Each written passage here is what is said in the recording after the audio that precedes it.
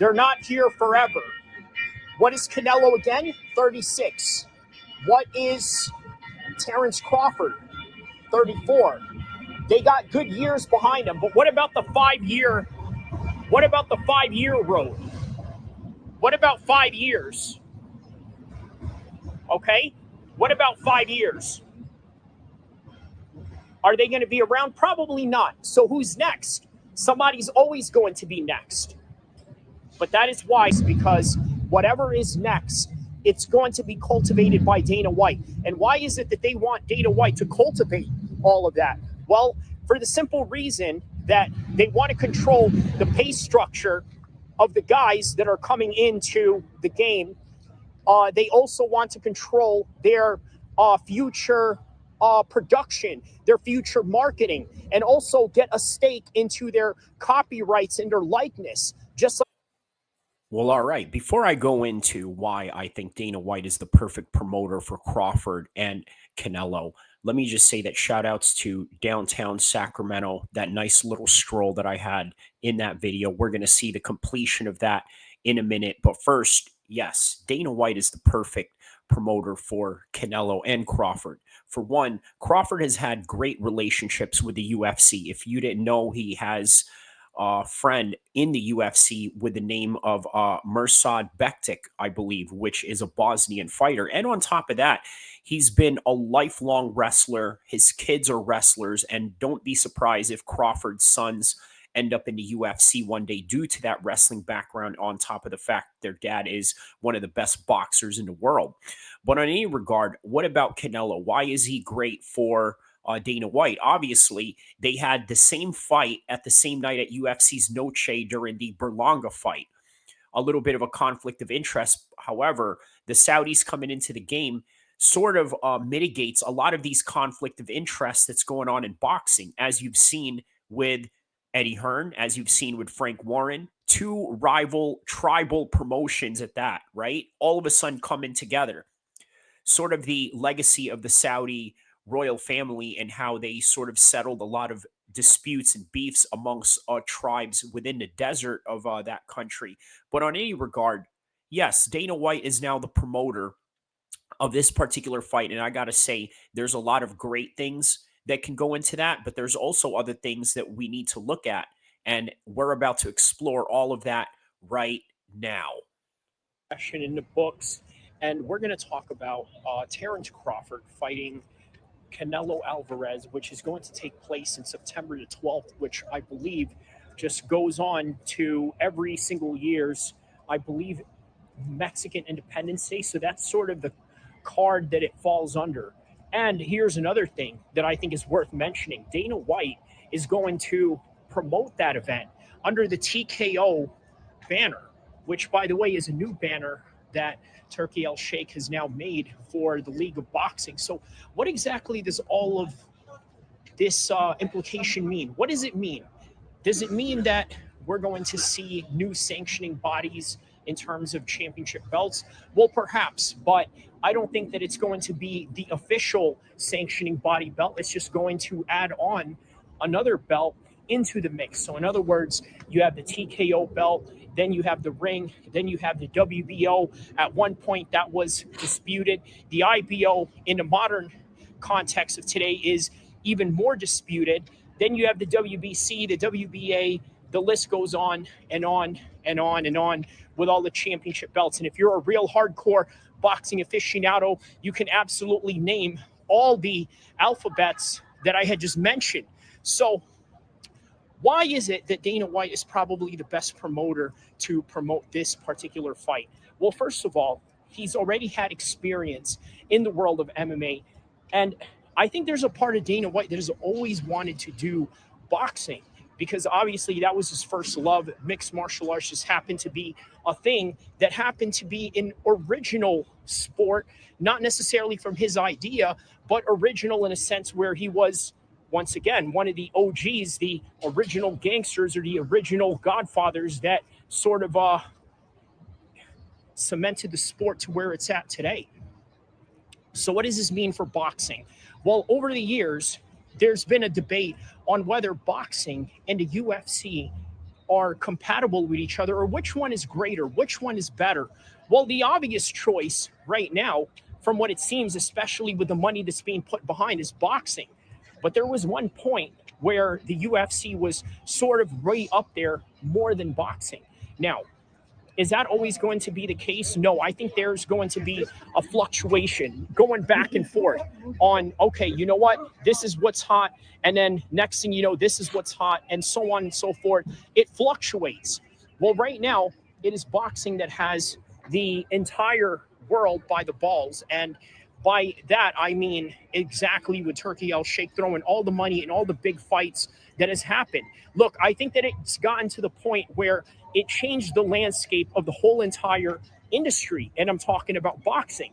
Now, why is it that I exclusively only say that it is the industry of boxing and not necessarily the UFC? Well, here's the thing, right? We know that there is an intention behind Turkey El-Sheikh to also cultivate the UFC as a partner with the UFC, even though the UFC has its own thing going on. Now, what does that mean exactly for boxing? I'm going to tell you exactly what that means for boxing, right?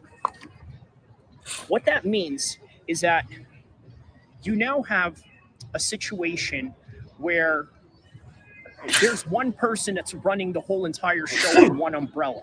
That's what they want. Now, I know that sounds nefarious, but at the same time, as nefarious as that sounds, that also creates a lot of the fights that we really want to see. Now, there are times where these people actually do want the big fights, and I'm talking about the actual fighters themselves. And there are times that they don't. These are one of the times where both Canelo and Crawford actually believe they can beat each other. But when it comes to John Jones and when it comes to Tom Aspinall, we don't know. Now, obviously, from the time that this is being recorded, we don't know exactly. You know what? I'm going to get out of here because there's music playing, so I don't want to get any particular copyright strikes while I am in this part of downtown Sacramento right now. So, okay, so here it goes, right? Here's something you guys have to understand. Dana White promoting this is just a beginning of what is to come. What exactly is to come from this? Well, look, right now, there's this notion that a lot of people believe that the Saudis have absolutely no limit to the money that they're willing to spend. In fact, they don't even care about the what do you call it? The financial returns that comes out of this. That's the stereotypical notion right now. Is this true? The answer is no. And the reason why I say that it's no is because oftentimes in the Western world, what we think about when it comes to long-term effects and when it comes to long-term strategy almost is literally non-existent to the Western mind. But in the Eastern mind, in the Middle Eastern mind, in people that are outside of the Western world, they have a different view of how they see the world. You see, they look at terms in a long-term plan, generational. They look at what they could do for their children and how their legacy is going to follow suit. And I'm sorry to say, this is not something that is very common in the United States for one reason or another. Now, one of the main reasons why it's not common in the United States to have this legacy driven type of business long-term strategy is because we are at a culture where we want everything to be right now. Now, sometimes that's good, sometimes that's bad, but I tell you what, the aspect of Western culture where you want everything right now without waiting, without any particular way of earning it or anything like that, that particular notion, okay, can be provided for obviously by the Saudis, especially with the appetite of what combat sports fans have going on. So they can absolutely facilitate that. Now, what they can't facilitate is huge returns, at least not in the current moment of time. So how exactly are they going to go about and get these returns? Well, of all the 7 minutes that I've gone on talking about the different business strategies that they have going on, that the UFC has going on, that the Saudis have going on.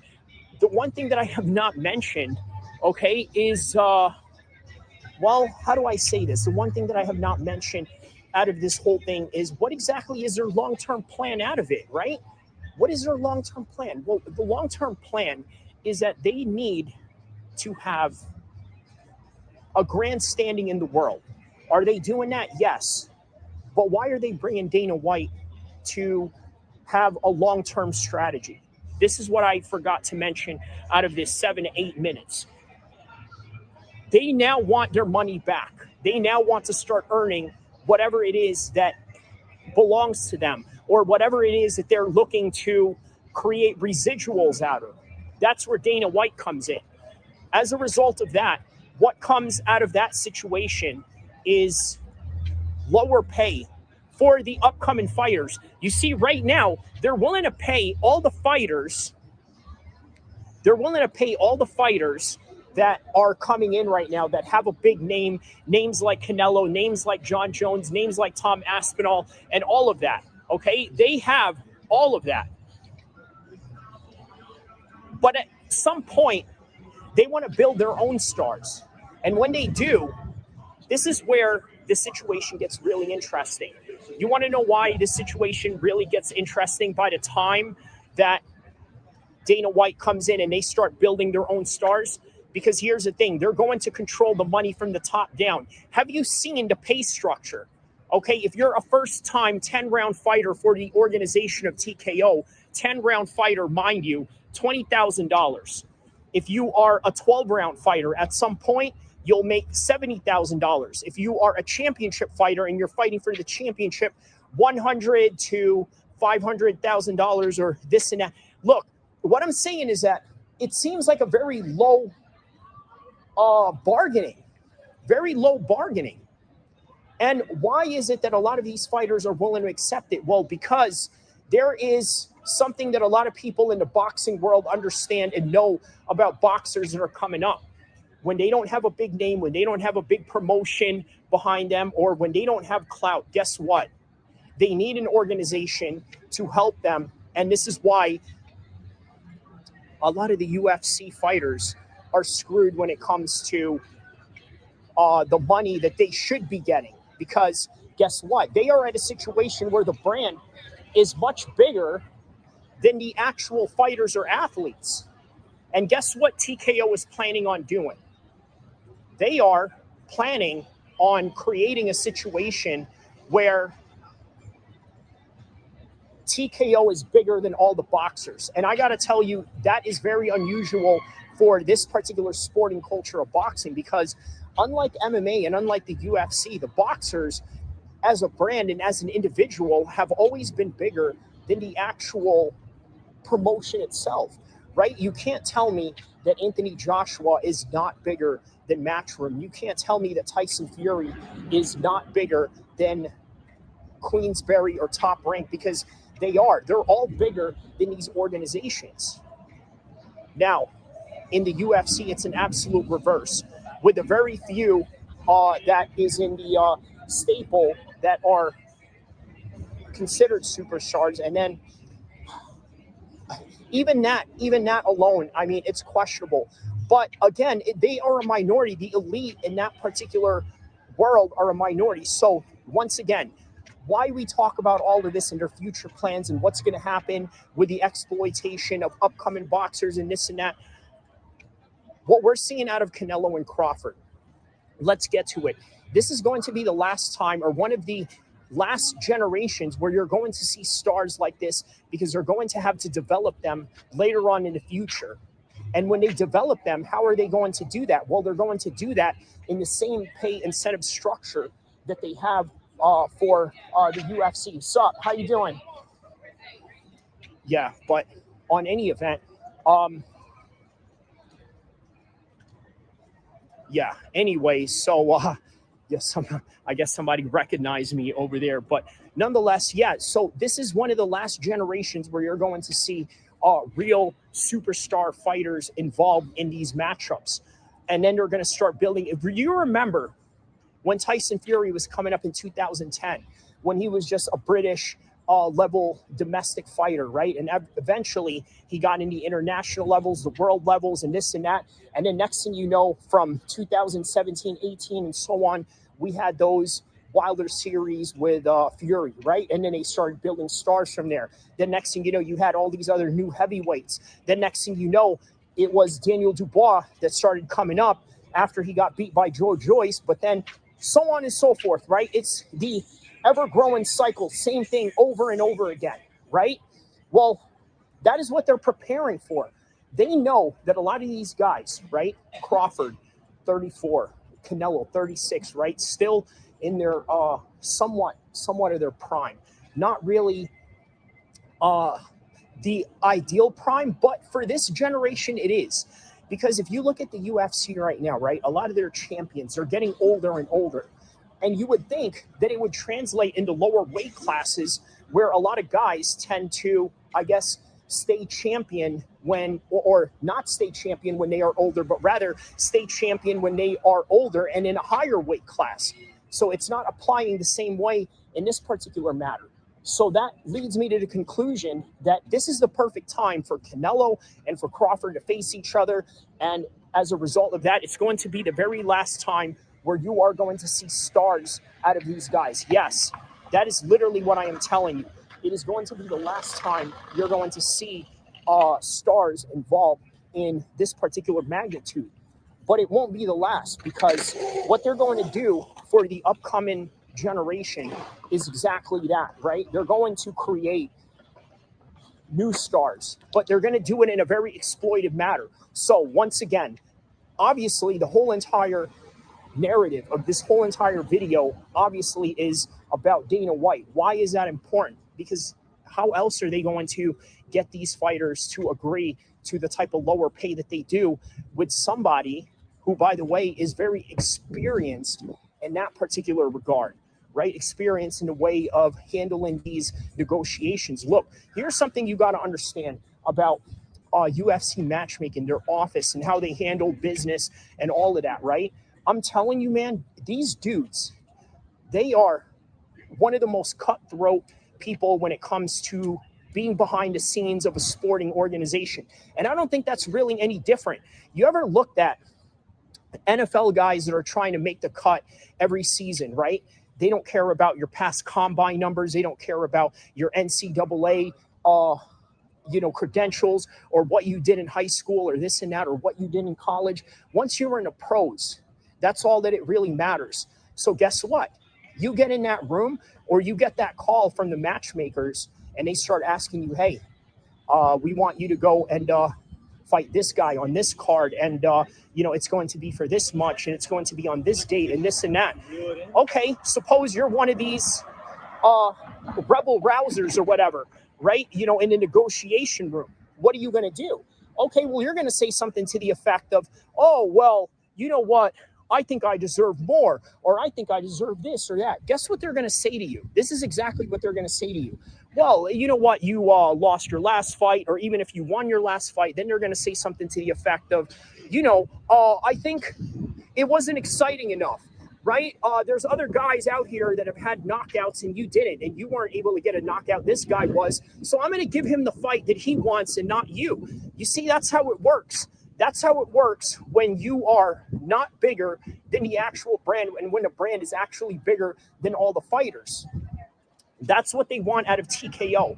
But right now, rest assured, the one thing you got to understand and the one thing you have to take into high consideration is that this is going to be one of the last times that you're going to see stars in this generation, at least for a long time. Because remember, this isn't the first time. This isn't the first time this has happened. Now, what happened after Mike Tyson fell off, right? What was it? 2006, 2007? Who was hot during that time? Okay, well, Floyd came up, but then after that, it was Floyd, right? But then people weren't really too happy about him because for one reason or another, for whatever reason, right? But then after Floyd, then who came along? Obviously, it was Gervonta Davis, so on and so forth. But then there was this period where they didn't really believe in him. So therefore, maybe the aspect of selling tickets for his events weren't as easy or this and that. But on any regard, man, that's the reality of this situation. And that's what you have to understand. It's really going to be one of the last times, but it won't be the last time, if you know what I mean. So, in other words, what I'm saying is that just like with all products, right? There's peaks and valleys when it comes to all products. Peaks and valleys, okay? There's times where it's hot and then there's times where it's not. Same thing in the rap industry. I think you could say there's a lot of similarities in that, right? To where, there was in a particular era where everything was hot and everything was popping and everything was cracking as the way that it should be. And then there was a part of a particular era where it just became lackluster. It just became like dull. And then the the introduction of digital music consumption came into play. So now that just basically changed the whole entire game of how you consume, and not only consume, but even buy music. So they changed the dynamic of superstardom in the world of rap, in the world of music in general. So what did the artists have to do? They had to, well, they had to improvise. You see, now fighters are not just fighters or athletes, right? Fighters are also artists. Fighters are also self-managers and self-promoters and everything in between. You got to do all that, because otherwise, if you don't, nobody really cares about what you got going on, because there's 100 guys that are doing what you're doing. And that's sort of the topic and main subject that I really want you to understand. There are more guys out there that are willing to do what you do. And what you got to ask yourself is, what is it about me that stands out? When you look at Canelo and you look at Crawford, those guys stood out above all everybody, right? So as far as it goes with standing out, this is what they got, a deserving payday. But here's the thing. These these these particular stars are right now in the world of boxing. They are only exclusive for right now. Again, I told you, they're not here forever. What is Canelo again? 36. What is Terrence Crawford? 34. They got good years behind them, but what about the 5 year? What about the 5 year road? What about 5 years? Okay, what about 5 years? Are they going to be around? Probably not. So who's next? Somebody's always going to be next. But that is why Dana White was brought in by TKO, was brought in by the Saudis, because whatever is next, it's going to be cultivated by Dana White. And why is it that they want Dana White to cultivate all of that? Well, for the simple reason that they want to control the pay structure of the guys that are coming into the game. They also want to control their future production, their future marketing, and also get a stake into their copyrights and their likeness, just like what they do with WWE athletes. Because remember, by the end of the day, it is TKO, a wrestling organization, a WWE organization that now owns the UFC and probably the majority of boxing. So you got to ask yourself, with that in mind, how exactly are they going to promote and how are they going to market the world of boxing and combat sports altogether? Don't forget to like and subscribe. I will see you in the next subject, in the next topic, in the next content, in the next live stream, inshallah. MMA needs, if you want to find predictions, news, and everything that deals with MMA, shout outs to Kyrie Abu El-Kheer MMA, Sacramento, California, represent. That's right, Kyrie. I appreciate you, my nigga. You came in here, you was talking that shit. That's right, bro. Much love, Flo. I appreciate you for always stepping in, bro. Be safe out there. Man, my nigga Kyrie, my man Kyrie came through. He started talking that shit. Hey, here's the thing. Here's the thing. That nigga will whoop your fucking ass. You will think that nigga's all squared up and all that type of shit. Nigga come through and beat yo fucking ass. Like, man, fuck you up. You will never see it coming. So for those of y'all